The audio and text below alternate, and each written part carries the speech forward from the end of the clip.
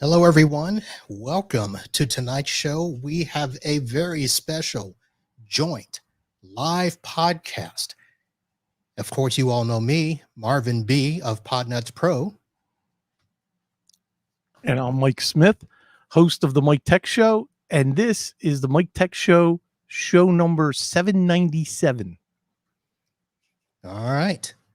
Our inspirational quote of the day: incredible change happens in your life when you decide to take control of what you do have power over instead of craving control over what you don't.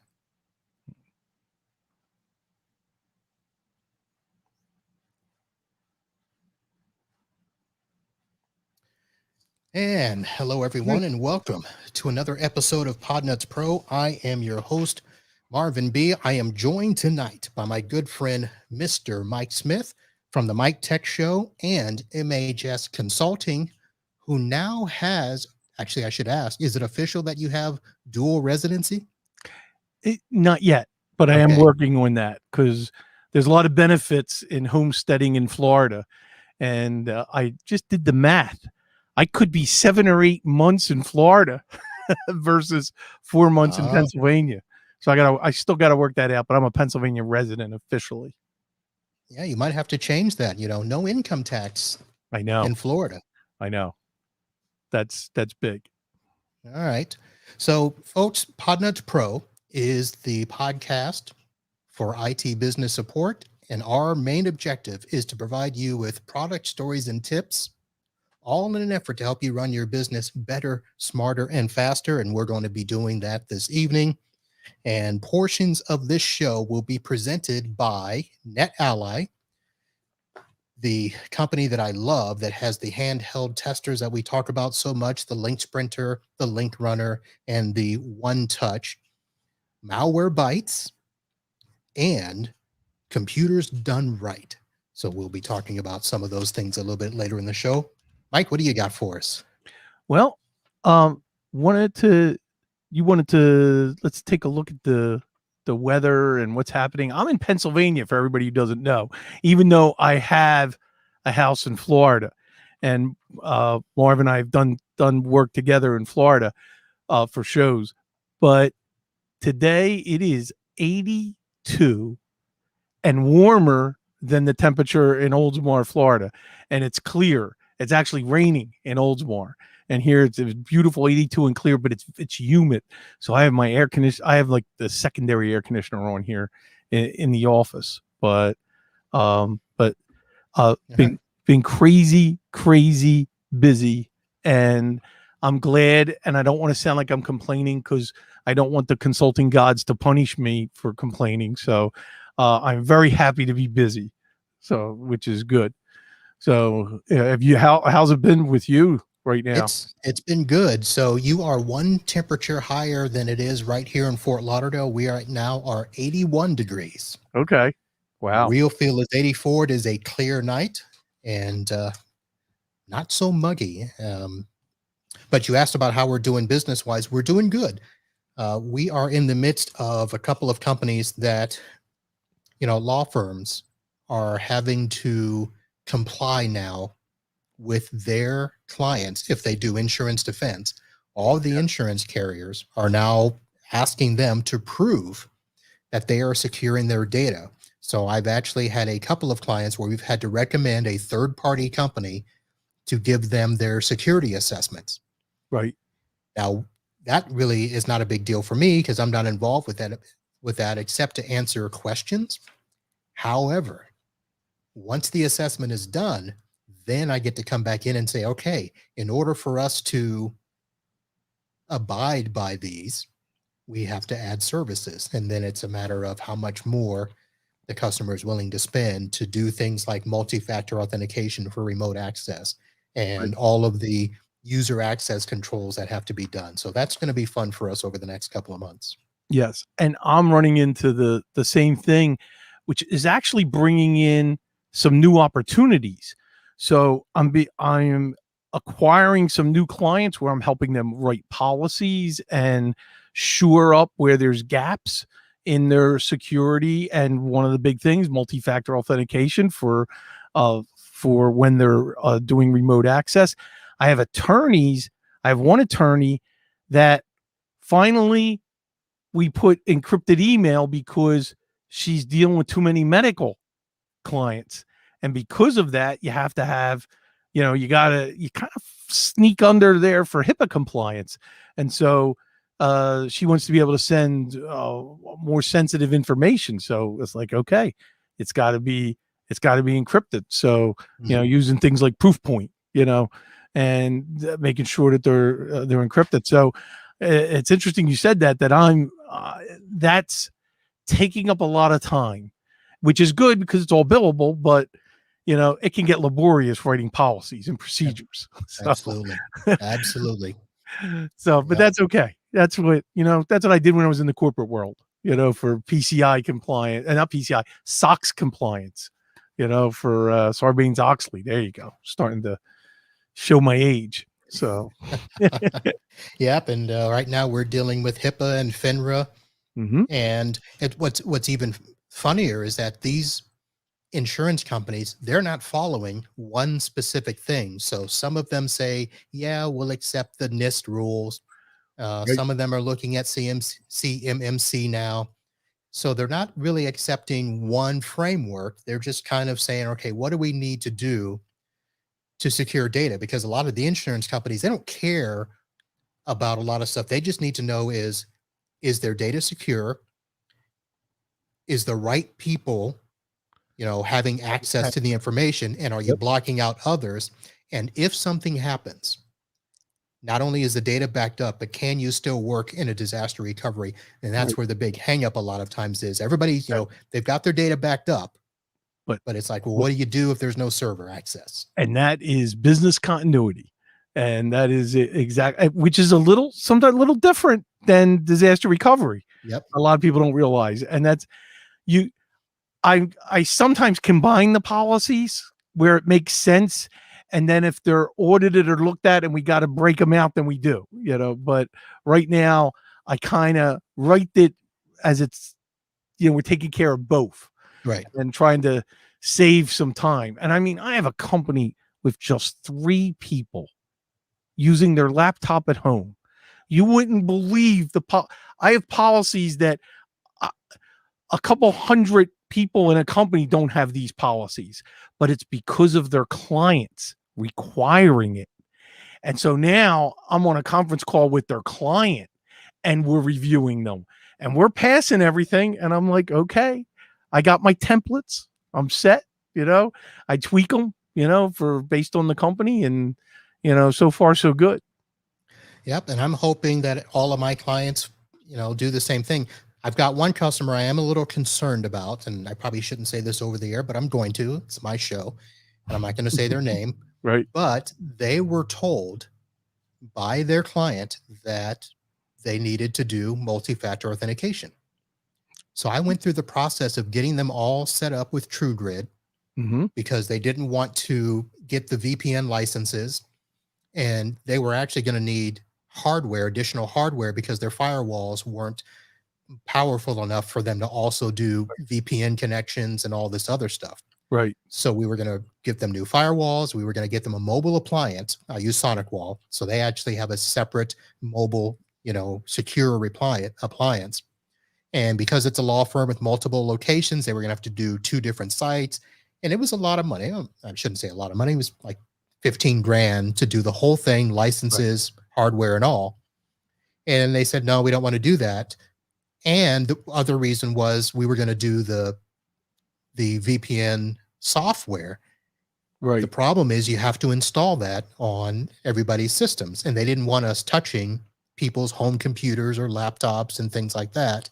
Got no choice. And I'm like, well, if you don't want us to buy the VPN hardware that you need to set up the portal and do a lot of stuff, and you don't want us to do the software, then how are we going to get this done? And that's where TrueGrid came in. So this company is paying for 85 licenses of TrueGrid, but only 7 of the users are using them. Okay. Because they don't want to close down their naked RDP connections. So, I could just, say, oops, I made a mistake and broke it and you have to use TrueGrid, but I don't want to do that. Right. But at the same time, I'm hoping that they get some sort of audit and they actually come in and have to test something because, you know, the sad part is they're paying for it. Right. They're just not using it. I just, I can't really force them to use it. I'm an outside vendor. I don't even, manage all of the network because they have somebody in house that kind of takes care of that. So it's kind of like, look, as long as, you're paying for it, and as long as I can say that I gave you the tools, that's on you.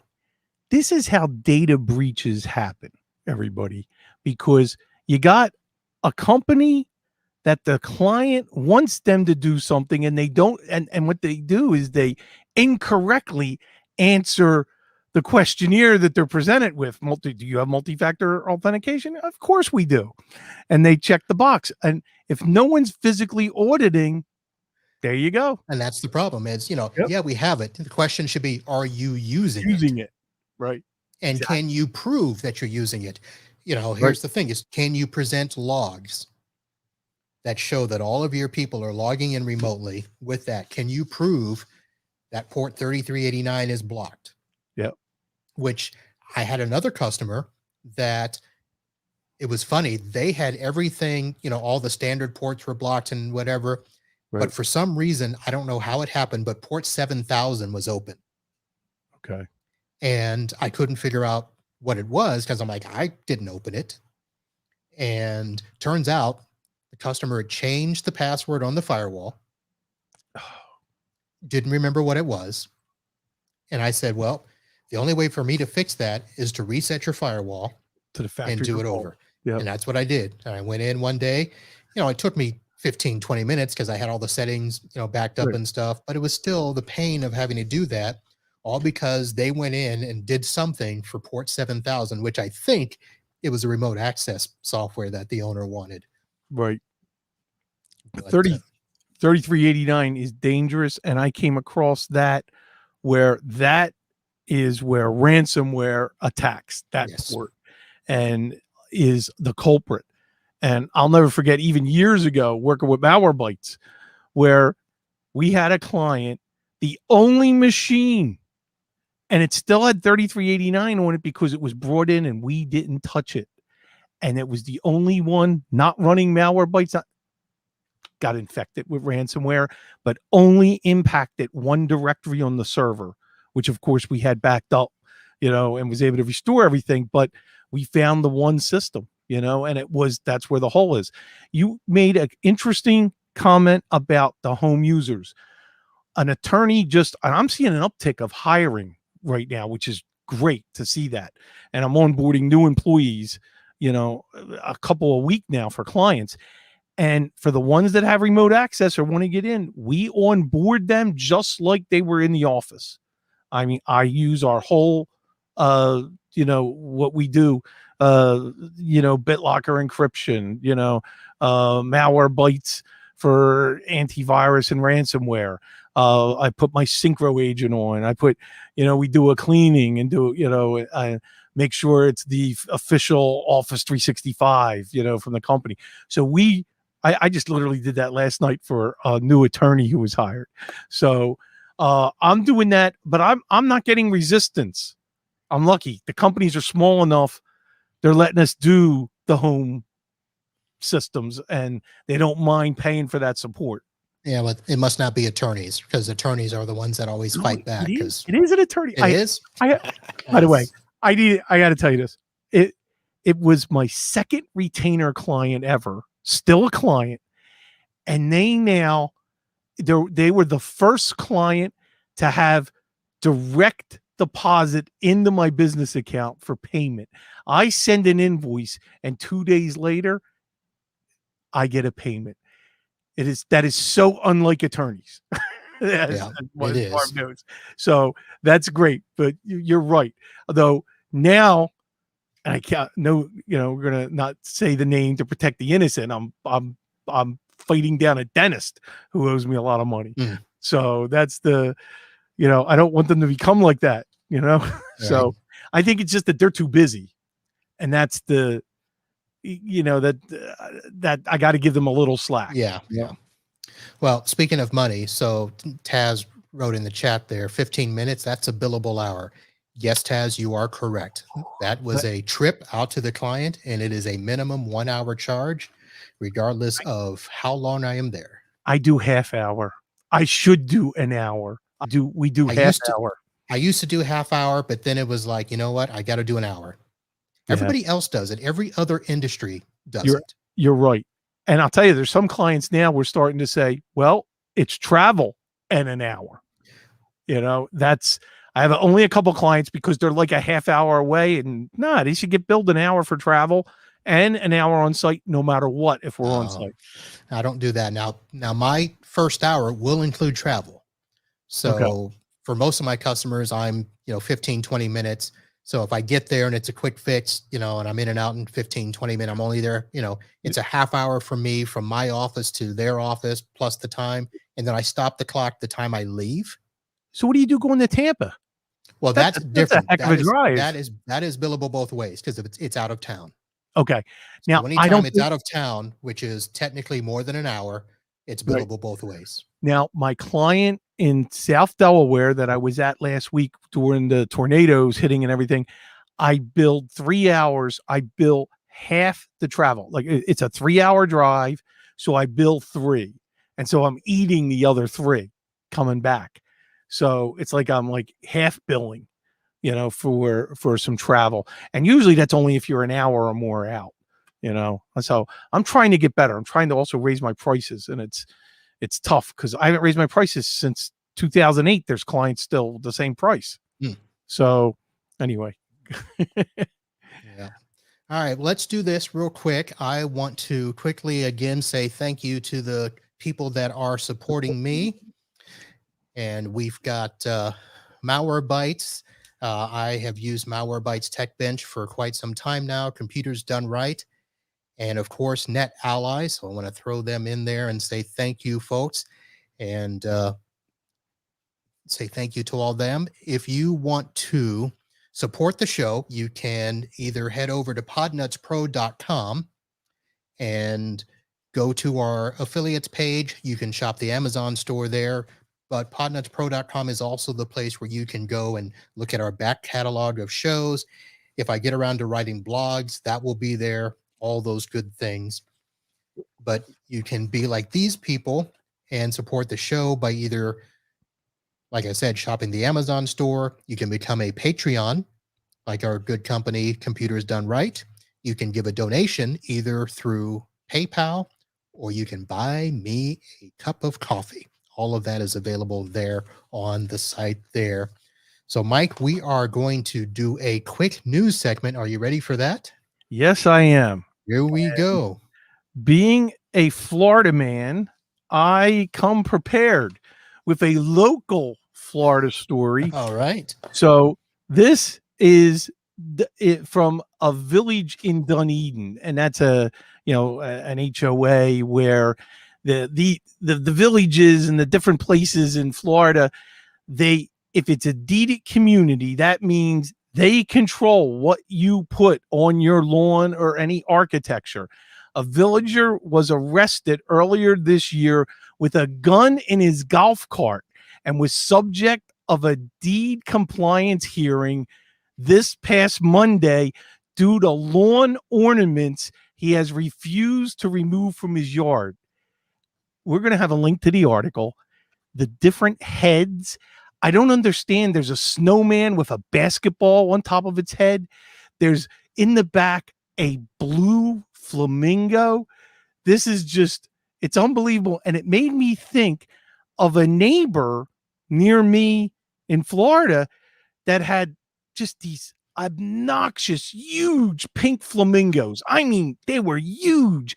And when we were back down in August, they were all gone.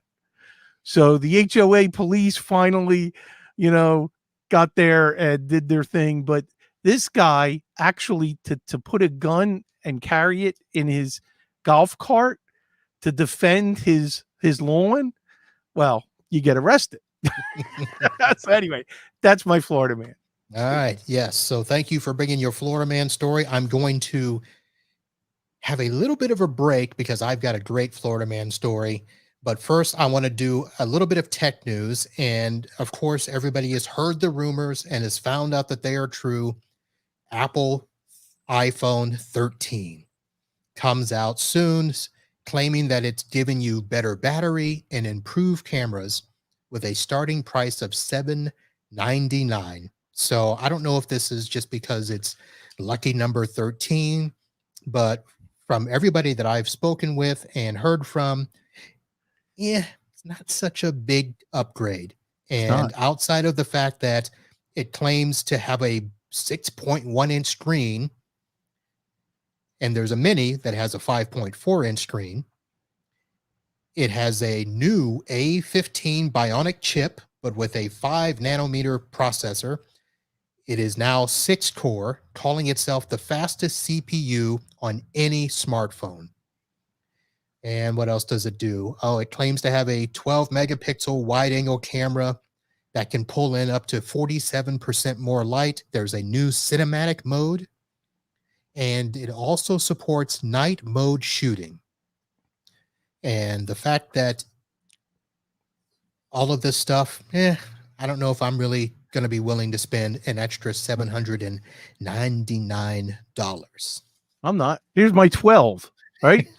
And by the way, the 13 is heavier than the 12, and I think this is the heaviest phone I've ever held of a smartphone. So I'm not a fan of these features. They're not enough. You know what I want? You know what I desperately desire this to do? To be a good phone. To be a phone first, yes. And that for some reason kind of doesn't matter. Yeah. You know? So well, we're going to find out too, because also happening next week, specifically on the 20th, Apple will be releasing iOS 15. And they're going to have some updates to FaceTime with some notification changes. And what is the big thing here? They are, well, here's the big one I think that I would only really be interested in. They're doing an all new weather application, which allows you to view full screen weather maps showing precipitation, air quality, and temperature. And I want to see if it has a hurricane app built into it, because that's I use your hurricane. I use all the apps that Marv recommended. I'm tracking. Now, lo and behold, that I have to realize that I'm going to be tracking them up in Pennsylvania, yeah, like last week. But yes, and I love them. So I don't know if they're going to do any better than that. So I don't know. So now for our Florida man story, it's actually a Florida cat story, and I'm going to have to show some video along with it, because if you are a football fan, the Miami Hurricanes were playing over the weekend, and the biggest reaction came when a cat was stranded in the upper level of the Hard Rock Stadium during the start of the game.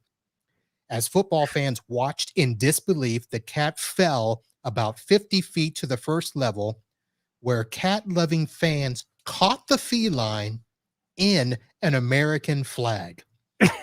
There are tons of videos that were taken by the social media storm, and it was coined the hashtag Hard Rock Cat. And I'll play it again here for people. The ultimate catch, and really, it was the highlight of the evening. Of course, the Hurricanes lost, and there have been so many hits on YouTube with this cat. The people that caught the cat, I believe his name was Craig Cromer and his wife. They bring the flag to every game. So it just so happened that they were in the location where the cat fell, and they have also been interviewed on local news.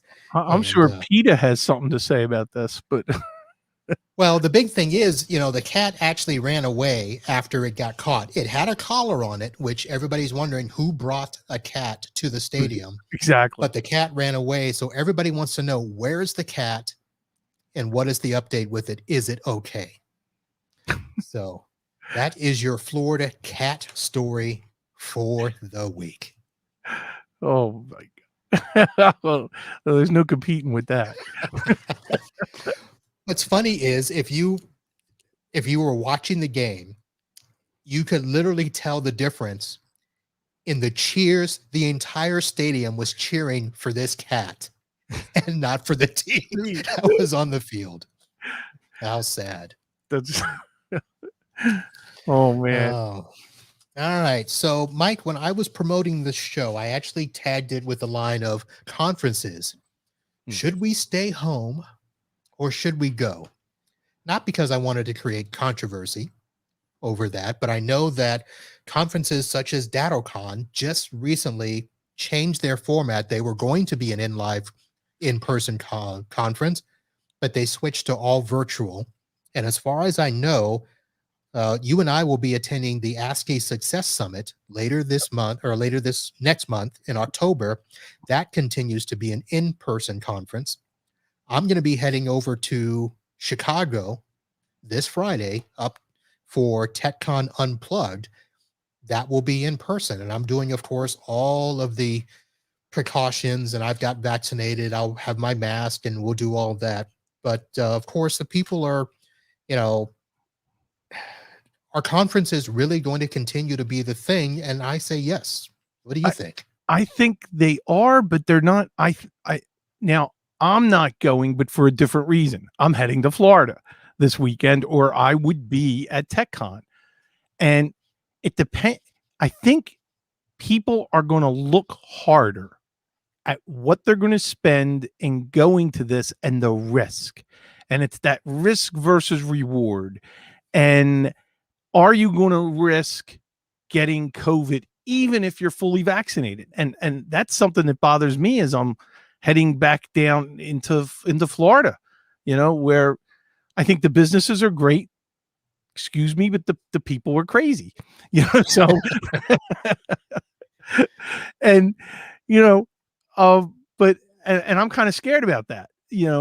I'm more scared of that, I think, than going to the conference, where I think the people, especially like something like TechCon, they're kind of, I was gonna say one of us. They're maybe in there in terms of, they're all vaccinated maybe, and hopefully they'll all be, wearing masks. Now, you going to wear your mask in the middle of the conference if you're sitting at a table? It depends on the table, to be honest with you. I think once I get in and situated, and we're equally distanced and stuff like that, I'll probably take it off for those portions. I'll probably, if we're out in the hallway and it's all cramped and stuff, mask goes on, which is what I do here. Even going into offices, most of our offices, they are requiring vaccination in order to come back into the office. So, yes. And they still have the guns where you walk in and get your temperature and stuff like that. Once I'm inside, I'll take off the mask. But traveling from my car into the building, if I got to get into an elevator, things of that nature, that's the mask is on. But once I'm inside, I'm doing the same thing. Yes, my son and I, we are, masking up and following everything. And only if the client says, "Hey, are you fully vaccinated?" We are. If you want to take your mask off, you can.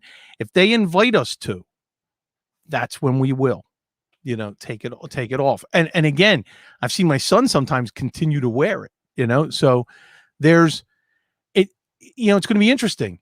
Now, there's going to be a panel. As a matter of fact, you are going to be talking with Jason Miller. You guys going to separate when you're talking, hey. So we're going to do actually fluids come out, Yeah, we're going to do a couple of different things where actually one person's going to be up in front and one person's going to be wandering around the audience with the microphone.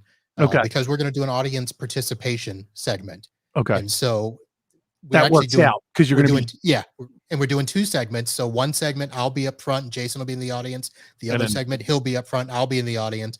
And while we're in the audience, I'll be wearing the mask. But, the whole purpose of that is just to get the microphone to people. Right, but if you got to talk, see, that's the thing. Presenters, I get it. You don't want the mask on while you're trying to talk. It's not easy. So it's going to be interesting when I go. So my first real conference during the pandemic is going to be ASCII with you down in Orlando. And I'm looking forward to it because I'm down there already. I had nothing to do for those couple days except for supporting, my company. I say nothing to do. And my clients, if they hear this, they're like, what? So I think it's going to be cool because I want to be exposed to different things and different people, different companies, and just like 2 years ago for TechCon, one of the things I got out of that was my synchro, my RMM, and I got a great discount. Yeah, So we and had to bring you kicking and screaming into an RMM, by the way. yes, that's true. And Paco helped seal the deal by getting me a deep discount for the first year. So that was tremendous. I didn't sign on, but met Mike from Magnus Box there, and it was the year after that I finally, bought in and started, moving my clients. So I got a lot of good things out of the convention, and I think that's what you have to look at. Where are you? And then it's now, well, where is it being held? And is that area safe? Now you got to weigh it versus the pandemic. Virtual, it's too easy to walk away or turn it off if I'm bored. Yeah. Where I'm engaged. If I'm in the office, if I'm in a room, and depending on how the room's going and how big it is, can I sneak out, or is it going to be embarrassing to leave?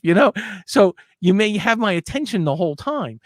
Virtual, I've tried one. I forget which one it was, and it wasn't Datto, but it didn't hold me. It's not the same. No matter how much hard they try, it's not the same. Well, it's got to be an engaging virtual platform.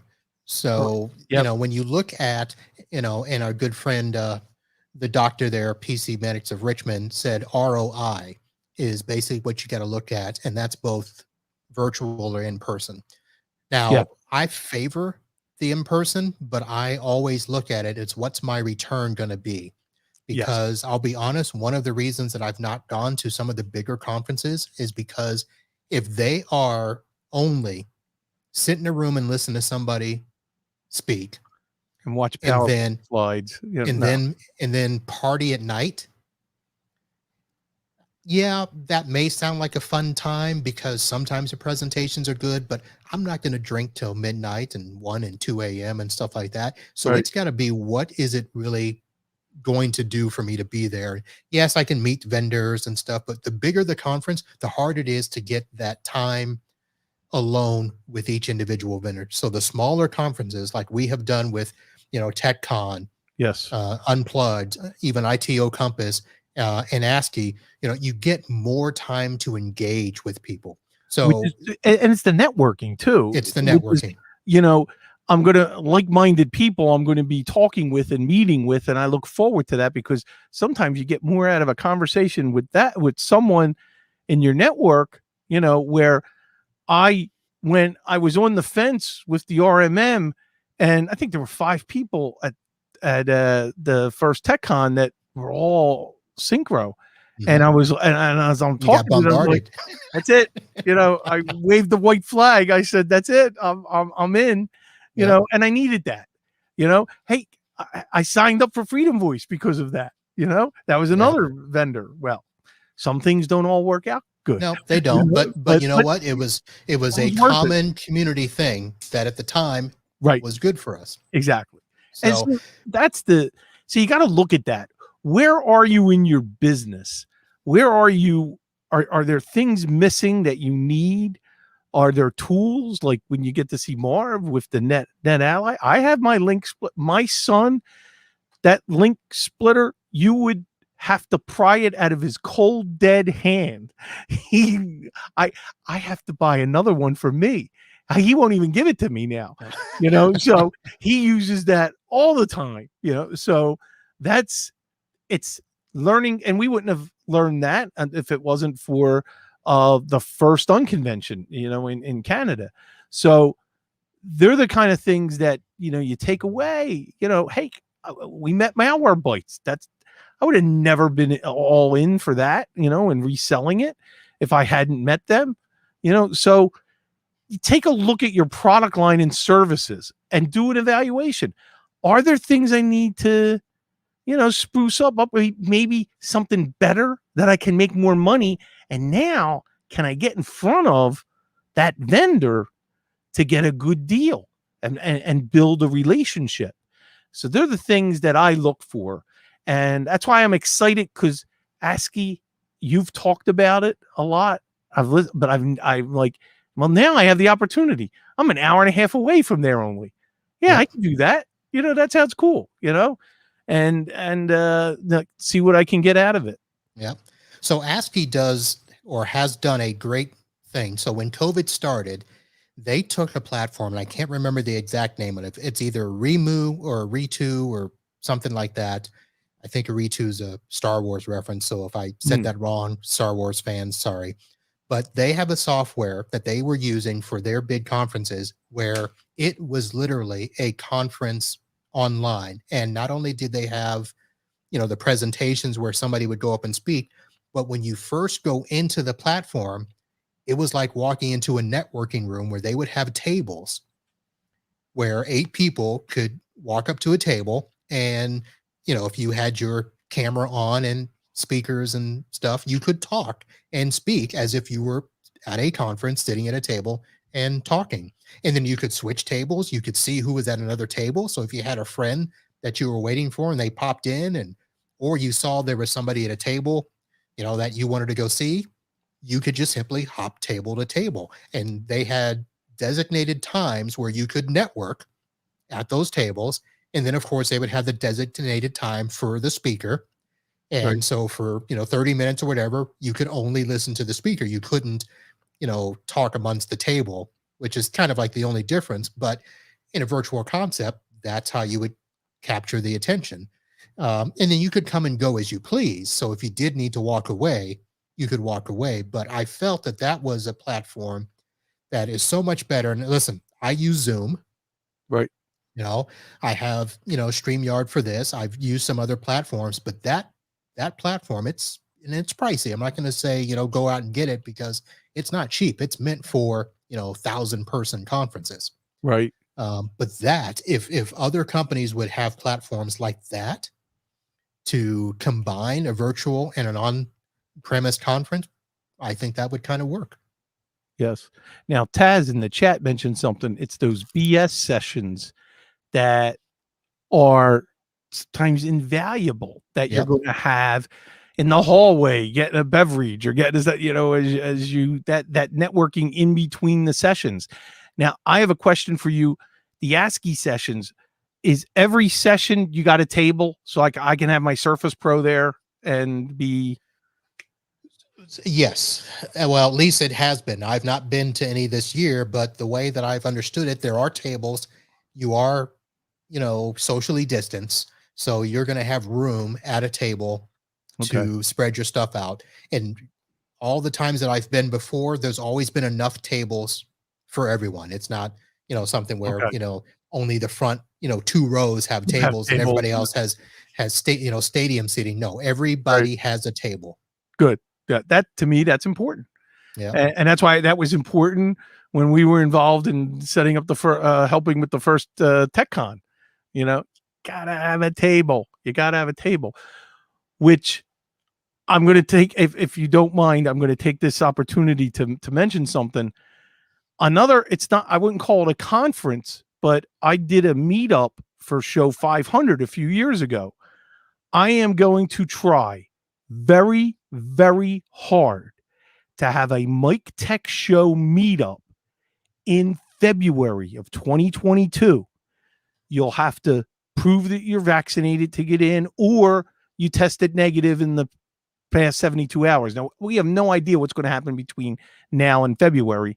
And the venue that I'm going to have, and by the way, this is free for you to attend. I'm going to eat the cost of the venue because the venue is going to be possibly in my village area. So if all can work out and I can rent that place for a day, it'll be a Saturday. It'll be in Oldsmar, Florida.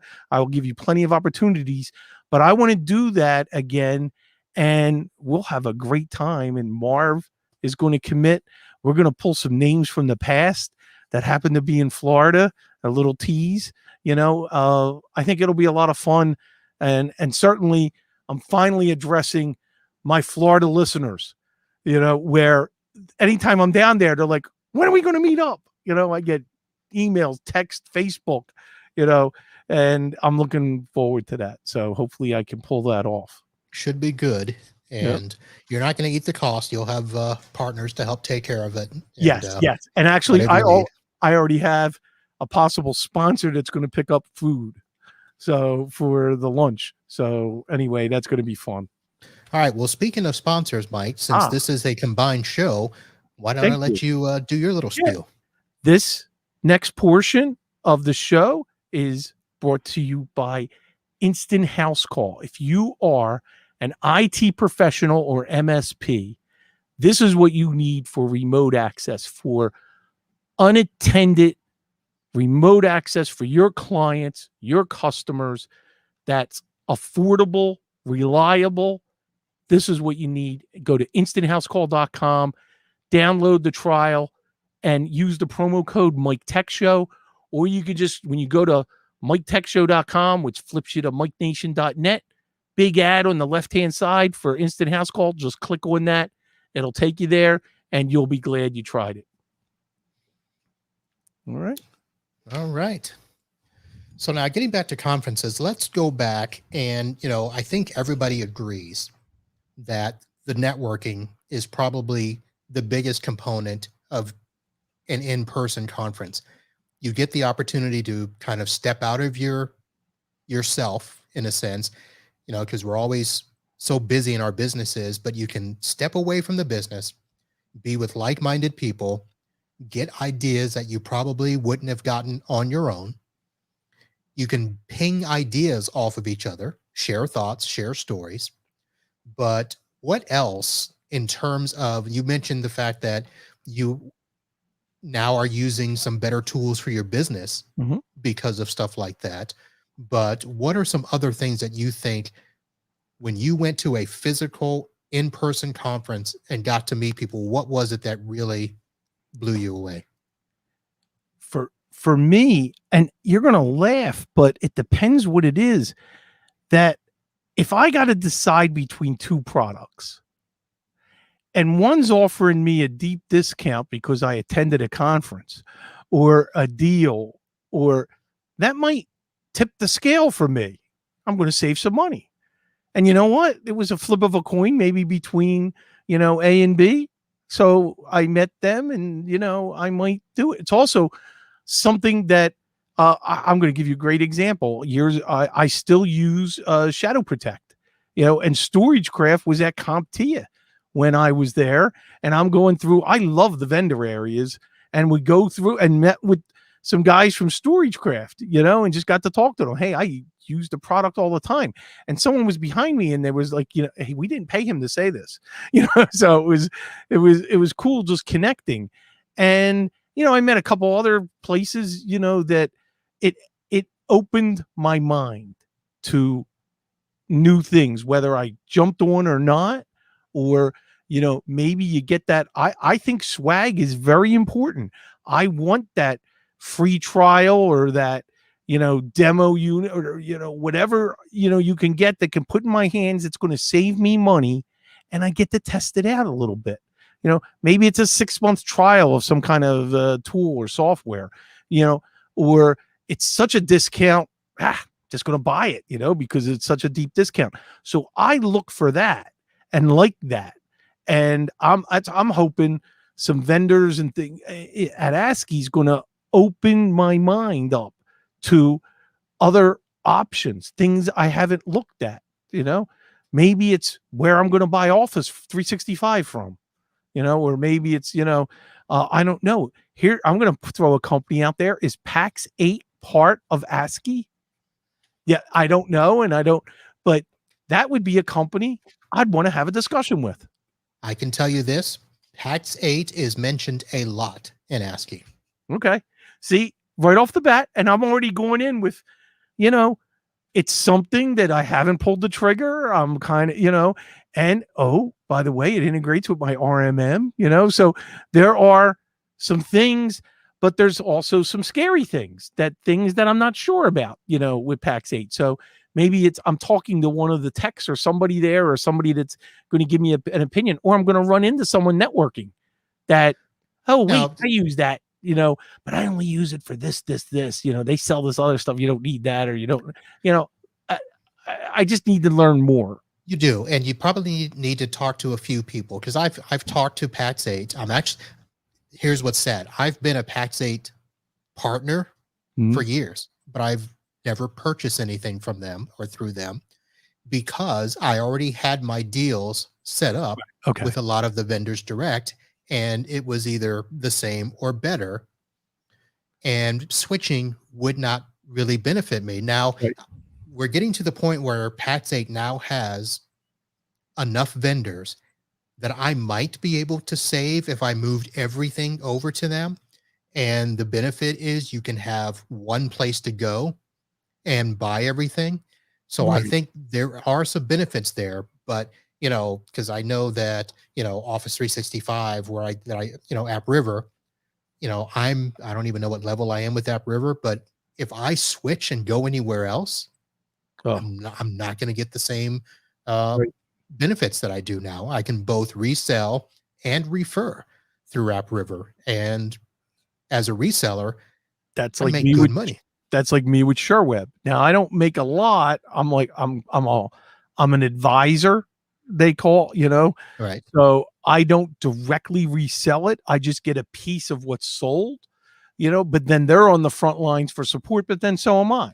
But my support's billable too. So it's I have so many clients and I'm so dug in with SureWeb, it's going to be very difficult to move me away, right, from there. And they're my Microsoft reseller technically, because that's where I resell Office 365, or I shouldn't say resell it. I help sell it through SureWeb, and then I just get a piece on the back end of that, from their monthly. yeah, And that's, so you're right. If I and I don't have many of those deals. So I'm a little more open, at least I think I am, to possibilities of what PAX 8 is offering. And it may even yeah, give me a line that I'm not involved in yet that, ooh, wait a second, I want to, where I I know I need better Wi-Fi, firewalls. I'm a reseller for Untangle, and I'm kind of, ingrained in that, but that's not the end all answer all the time.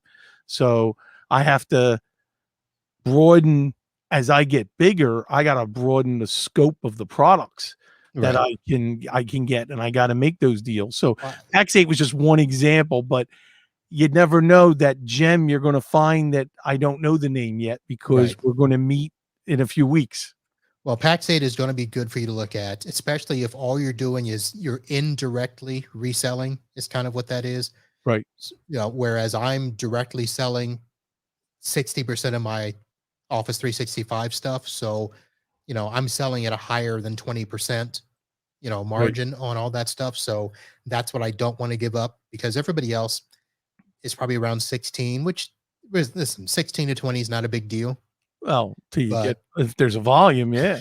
so, but there's so many other products that you get access to Right. being in Pax8, and you're going to get different type of support. So you don't always have to get support directly from the vendor. You can get it through Pax8 to help you with that. Do you integrate? Well, you're not using the PAX 8 as much, but if you did, do they integrate with your RMM? I think you're using SolarWinds, right? Do Well, they here's the integrate? problem. So this is where another issue. So I have been demoing some other products because I am still using it's not SolarWinds, it's Enable now. So they've changed names for the eighth time and That, whatever. and by the way, we're not going to go down this road, but I think because we did I once, know. it, I just saw you Enable. shudder and I tremble. I lost a client because of Enable. So anyway, go ahead. Yeah. So my product is the other side of that. Even though it's the same name, it's the other side to that. And to be honest, they still work for me. Right. And so I haven't switched. Now I've demoed the others. I've actually just finished. I think I finished. And the reason I think I finished is because my rep emailed me today asking me what I thought. The problem is I only had a 12-day demo. I need Oh, 30 yeah. days or Right. 60 days. And that's a problem. I just don't have time in 12 days to do enough. But I need stuff that integrates more. And a lot of the other packages, it seems as though none of them have that, you know, the bulk of integration that I use. Because right now I've got my RMM, I've got my web protection, I've got some backup, I've got antivirus, and it's not that they're all great. I'm not going to say that they are, but they're good enough for me and my clients. And it's I can see all of it in one dashboard, and I've got some compliance stuff that I can do with some risk assessment scans that I do, um, and that works. And if I were to switch, I would lose some of that integration, you Right. know. And I still And got to integrate. I I'm still manually doing my antivirus and my backups, and yet there are scripts that I can incorporate it into Synchro, and I have not had the time, and that is something, and I keep saying this, but I'm hoping for less distractions as I keep building on things I'm going to be doing in Florida. I do want to some of that time start integrating more into Synchro. I gotta automate us more. yeah, And that's my mantra now. And I need to incorporate that more. And I know I can do it. The scripts are already there and that others have done it. So that anyway, that's something I'm looking to do because I'm still happy with my product line, but I want a backup of the product, no pun intended. So let's say I'm unhappy with my antivirus program, or not unhappy, but what if something goes ugly or goes wrong? I got to be ready to pull the trigger for another solution. So that's another reason for the going to conferences. Yes, you're happy with your RMM, but you wake up tomorrow and Enable went out of business. What do you do? You know, well, well, right, I know who my list of people I would go to. right. So this is where I'm saying this is where you need to do an assessment. And even me, I'm keeping an open mind, even though these products, I have the deal or I have, I'm happy with it. Things go bad, things go wrong, and you need You do, that they do, something to they support. do. But here's the thing: I've gone and looked at a lot of other products, and there's some that are better, but don't quite fit my model, Right, because I'm not going to try to say that I'm a full-fledged MSP and full automation and stuff like that. But the right, model I have with my clients, maybe that product didn't work. There are some that are not MSP enough, right, if that's the way to phrase it, where they are trying to bundle it so that you can use it, right. but it's not really. There's, the dashboard. Freedom Voice was a perfect example, and Yeah, I'm not throwing them under the bus, but to get into the Freedom Voice portal, you had to do it individually for each client. right. Well, You that couldn't look at them doesn't work all. for me. Right. Yeah, I want Right, to be able to look at all my clients within a product. And I've got, some backup solutions that I'm looking at that are not quite there yet. Datto right now has been the premier dashboard when it comes to backup. right. They're also pricey. Right. Now I'm happy with my backup dashboard, and it's someone I met at Yeah. TechCon, which is Magnus Box. I'll mention them. Now they're having data center issues, and they'll be the first to admit it because it's public knowledge. They've had so many outages this past month; it's getting scary. I Hmm. got to have a replacement ready to roll. And Michael listened to this, and he'll understand. But I'm giving them a lot of slack. The transparency has been tremendous. I would rather deal with a company that is honest and direct with me than someone that tries to hide it and and make an excuse and put it and push it under the rug. And I do like the dashboard of the activity for that. So it's great. When we're done here, I'm going to look tonight and see how all the backups are going, you know? So that's something that you're right. I like that. But also, and I'm going to add something, it's the devil you know, you know? True. Yeah. And if I can live with and manage this devil, another devil's not this one I know. I know how to manage that. So Right. that's you also got to look at that. The grass could be greener, look greener on the other side. It may not be. So that's why I got test machines, and that's why I think Vendors need to put longer demos together. I know, what was it? MSP 365 backup. I forget what their name was, and they changed the name, to that. I forget. They used to have another name. Yep, I remember. And And Cloudberry or Cloudberry. Yes, yes. Well, I didn't get a chance enough to, and boom, it was done. The demo. I'm like, well, I guess you don't want me, And then they came back, why haven't you done anything? I said, your demo wasn't long enough. I needed to do some more testing and more work, So, so their companies have to realize that for us, we got to really put it through its paces and test it and beat it up. Yeah. Before we're going to start bringing that out to clients. That's why I got more test machines now than I thought I'd ever have, because I need to test all of this, So I'm worried about Windows 11. I don't have it. My test beds are older systems. What am I going to do? Buy a fleet of new systems just to test Windows 11? I may have to. Yeah. I know. So you mentioned, one of the bugaboos about going to an in-person conference. And the biggest thing that there has always been fought against is people saying that they don't want to feel like they're being sold. And a lot of conferences, how many times do we sit there in the audience and the vendor presentations are really just pitches? That's right. And if you buy today, you'll get 15%, which, right? I mean, yes, you want those incentives, but I don't want to be sold the whole time I'm there. I don't mind a vendor, which is why, Unconvention, TechCon, ITO has worked out so great for us, and ASCII to some extent as well, is that the vendors are there to hang out with us, not to pitch us and leave. That is big. That is another reason that you gotta, that's worthy of going, if that, you're right. I didn't even think of that, but you're right. It's exactly how I think of it, because what I've found, what upsets me the most is when vendors show up to a conference, they pitch you, and as long as you're going through the vendor hall, they're nice to you.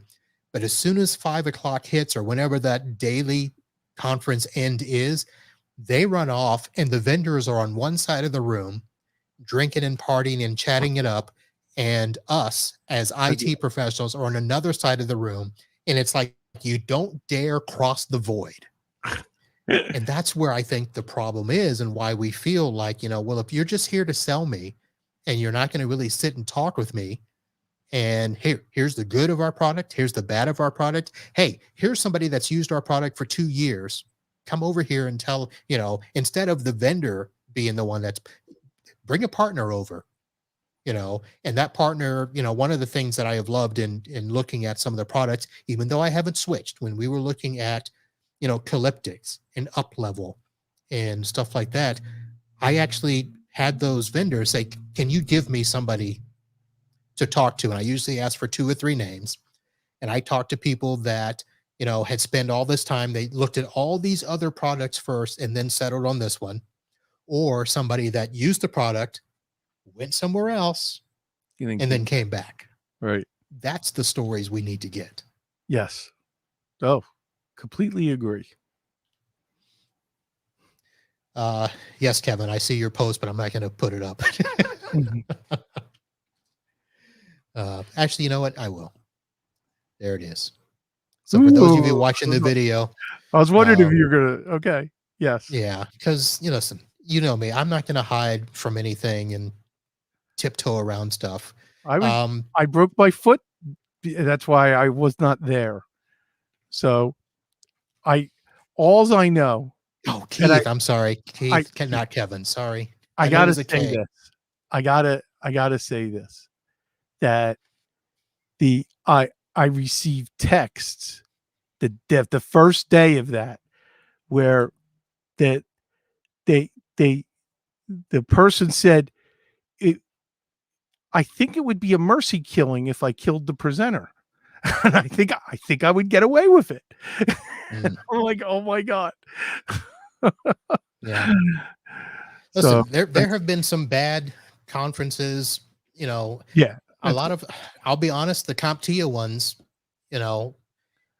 I'm not really a big fan of them No, anymore. I mean, I enjoyed hanging out outside the rooms in the vendor area. You yeah, know, I thought that was more fun. You know, I think I only went to a couple sessions when I was there, and I was lucky, and I was there as part of Instant House Call. So I'm gonna, full disclosure, and we did some cool stuff. We did a Mike Tech show. We did we did Tech Vets, from CompTIA, and had a lot of fun, But that but you're right. The one session I went to, it was like, there was I it was it helped want to do the unconvention, or what is TechCon, because of that bigness. Now, what is going to be interesting, that given the pandemic, how spaced out can they be? Like, we don't know. So I don't know how, how big, how spread out can they be, and hopefully they can be, to make everybody happy enough, for right. that social distancing. Taz brought up something too, our cigar social, which at every night at TechCon you could find, hold on, Tom Bull, Taz, me, and a couple others with a cigar and a drink, which was great. I mean, had a lot of fun. Mm. So Keith asked a question: if we ever been to Spice World, hosted by Spice Works? And I've heard that that's a pretty good conference. Right. No, and you know what? That might be something to look into. I'd consider that. There's a couple of conferences I've heard about, but they've either been at a wrong time for me. Right. Either I've had a project or another event that I couldn't go to. So that's another thing. We've got so many conferences now, just like we have so many webinars and so many Zoom meetings and stuff like that. And Right. if I will say this, I don't think a lot of vendors watch my show, but if you do, I will only apologize this one time. If you have been sending me emails asking me to attend this webinar or attend this Zoom meeting, I'm at the point now where I am immediately deleting all of those. I get so many, I delete them. I'm Yes. done for the year. I'm sorry. I apologize. Now, if you call my office, we'll still be nice to you and I'll listen. And if it's great, I will attend. But if you're sending me, I'm getting like 10 to 15 a day. I don't get that many, but I do get a couple. I get some every other day. I'll get a couple, and it's just, annoying. But that something I'm looking forward to now, that since my time's being divided down in Florida, well, an hour and a half drive to Orlando, that's nothing, Right. So, Yep. Or if we had a, 3.5 hour drive to Jacksonville or down to Fort Lauderdale, I mean, it's not horrible, Yep. and I can do that. So that just gives me more opportunities that I can do some more things in person. So All right. we just get this pandemic's we got to get rid of this. We do. All right. So I had thought I would put together a list of the 10 reasons you should go to conferences, but I didn't do it. Okay. So we covered a lot of that, though. We did. Yep. We did. And of course, we mentioned, the return on investment, networking, an opportunity to, bounce ideas off of people that you wouldn't normally do, get ideas that you wouldn't have thought of, meeting the vendors, the swag. There's nothing wrong with good swag. Mm. And if anybody is listening or watching and wants to send some other reasons, we'll be happy to hear those. Can I add a couple? Yeah. And this should bring a smile to Marv.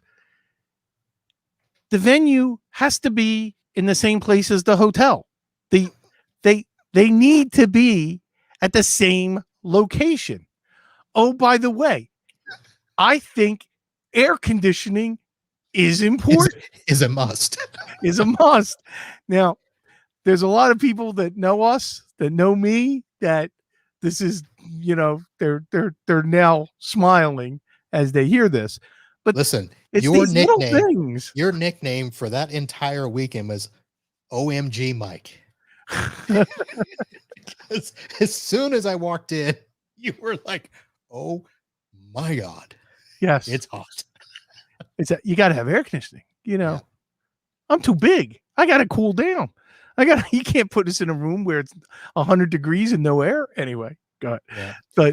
And you had to walk 7 blocks to the venue anyway. Yeah, that was another thing. Yep. So having a nice venue, everything's there, good food. If you have to put plus after the food, that sort of a thing. Keith mentioned breakout sessions. Yes, that is huge. I love the fact that when we did that, we were able to do breakout sessions where you can almost like tracks. But the thing I don't like about tracks at the bigger conferences is that they're just a smaller room where you're still being pitched.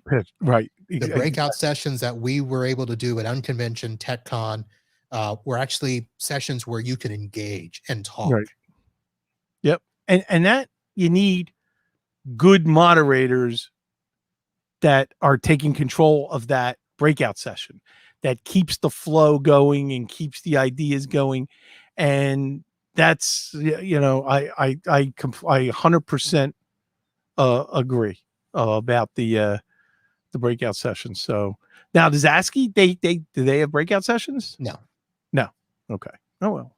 No, it's ASCII is like a mini CompTIA. Okay. Except that it's or a bigger TechCon where everything's in one room. And it's really? Yeah, everything's in one room. It's one big room. Oh, so there's no like choice, like I either go here A or B. No. It's one track. You're in. You're in the room. Know that. Now you do have time in between sessions to go out and hang and stuff, and right. It's not like you don't have to be in the room. You can go out, and at least that's what I've done. So ASCII, I'm sorry, but if there's a session I'm not interested in, I'll find somebody and we'll go chat. I mean, that's part of what it is. But yeah, it's all one big room, one big presentation, and they'll do a thing at the end of the conference. I don't know if it's both days or the last day so they've got their, big speeches that the big vendors will have, 30 minutes, 45 or whatever. But then other vendors, they do it's like the minute round or whatever, where you may have 10 vendors and they each get a minute to get up and do their spiel so that you don't have to have every single vendor on stage for 30 minutes, boring you. So. Okay. But they have a nice vendor hall too. So, it's not as big as the bigger conferences, but it's not 5 vendors. It's, it's 30, 40 vendors or whatever. So you go and you get good swag, grab your bag, walk around and grab stuff. Yep. No, that's good. All right. I'm looking forward to it. John, I see your question. Let me grab the link for the conference in Orlando. It is an ASCII Success Summit is what they're called. And let me grab the link here. Link will be in the show notes. I'm going to have a link to that in my show notes. So here it is, ASCIIevents.com. And we will have that in both our show notes. But here's a tip. Get the hotel on your own. It's cheaper than the hotel. Let me rephrase that. Let's go back. If you're an ASCII member and you drive and you have to spend the night, you will get the hotel for free. If you're not an ASCII member, you're responsible for the room. But as Mike said, if you are, they want to charge you $149. If you're in a good program, you might get a better rate. So check the price on your own. Sign up for the Hilton Honors. It's free. That's the tip. Yep. But so ASCIIevents.com, and there are, I believe, they're actually this next week, they're going to be in New York and New Jersey. So September 22nd and 23rd. October 27th and 28th is the one that Mike and I will be at in Orlando. It is at the DoubleTree at SeaWorld. That is going to be pretty nice. My And wife then is no, very disappointed she's not going to be in Florida, or she would have rode with me, not attended the conference at all, and would have hit SeaWorld and Universal, you know. uh, okay. November 2nd and 3rd, they will be in Washington, D.C. Ooh, And my then neck of the woods December up here. December 8th and 9th, that is the last one of the year. That is going to be in Orange County in Anaheim. And they actually do that last night where they call it the ASCII Cup Party. Now, I've never been to the last one of the year. I don't know what the ASCII Cup Party is, but I hear it's pretty sensational. So those are your events there. If you want to hit those, sorry if you did not sign up for TechCon Unplugged. Registration is closed. I will be flying in Friday morning, September 17th through the 19th, as we mentioned earlier. So that will be one that we can go to. And then there's a bunch of others. DattoCon, and I don't remember the dates on that, but DattoCon, which is all virtual this year, will be happening. And we'll find some other events and promote them for you. And you can pick and choose what you want to go to. And Taz, I'm ignoring your comment about the AC. Well, when you walk in my room, the temperature isn't good enough unless you can go and you can see your breath. Then we have the right temperature. All right, Mike, any last comments there as we end off the live show here? We will be hanging out for a post-show, folks, if you are here joining us live. Yep. Just thanks for staying subscribed and listen to the show. And remember to head over to podnutspro.com and miketechshow.com to check out all the other shows, and also links to our YouTube channels there so you can catch all the videos. I have every video for every show for 2021 all listed. Yay. Yay. All right. And I want to say thank you to NetAlly, Malwarebytes, and Computers Done Right. And of course, my good friend here, Mike Smith, for hanging out with me as we head into the TechCon weekend. I will be back next week with a wrap-up show, The Journey Home, as I do after every major conference.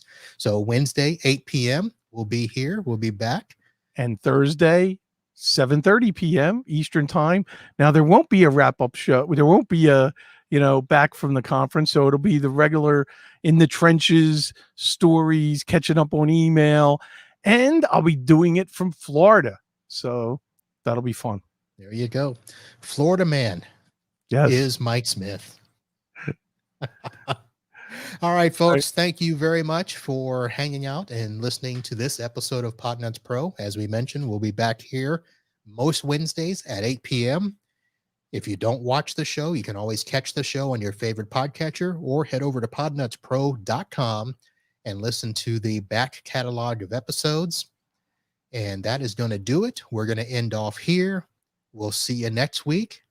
And until next time, holla.